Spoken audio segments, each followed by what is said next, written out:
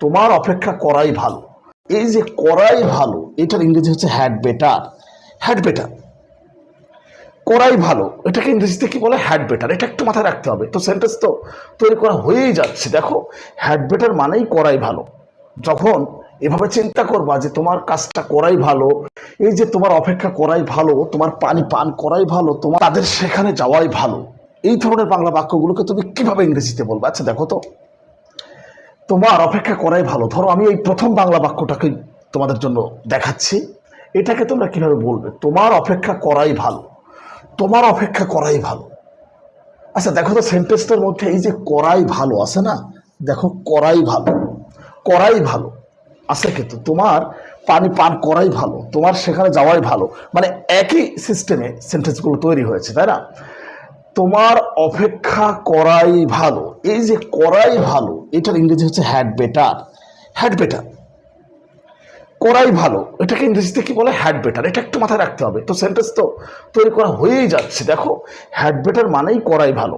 যখন এভাবে চিন্তা করবা যে তোমার কাজটা করাই ভালো, তোমার সেখানে যাওয়াই ভালো, তোমার বিয়ে করাই ভালো, তোমার চিঠি লেখাই ভালো, ঠিক এভাবে তখন তোমাদেরকে এই স্ট্রাকচারটা ফলো করতে হবে। Subject plus had better plus V1 plus object, অথবা এক্সটেনশন যেটা থাকবে, subject plus had better plus V1, had বেটারের পরে V1 মূল ভার্বের present form plus object plus extension.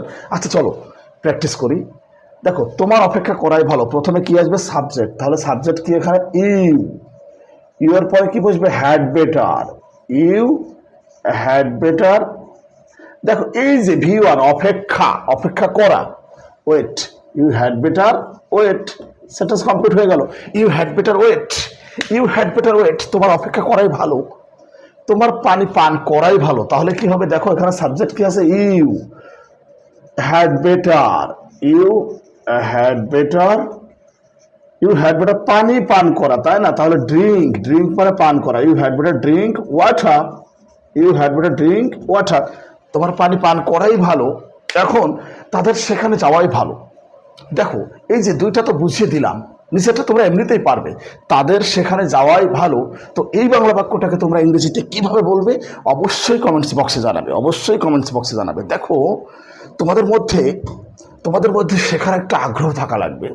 যেমন আজকের এই ভিডিওতে আমি তোমাদেরকে দেখালাম যেটা, যে করাই ভালো, এটা মাথায় রাখতে হবে যে এটাকে ইংরেজিতে বলে হ্যাড বেটার। হ্যাড বেটার মানে হচ্ছে কি? করাই ভালো। তো এই যে এই স্ট্রাকচারটা একটু মাথায় রাখবা, এভাবে শিখতে হয়। এভাবে শিখতে শিখতে একটা সময় ইংরেজিটা একদম ইজি হয়ে যায়। কাজে নিয়মিতভাবে ভিডিওগুলো দেখতে থাকো এবং শিখতে থাকো।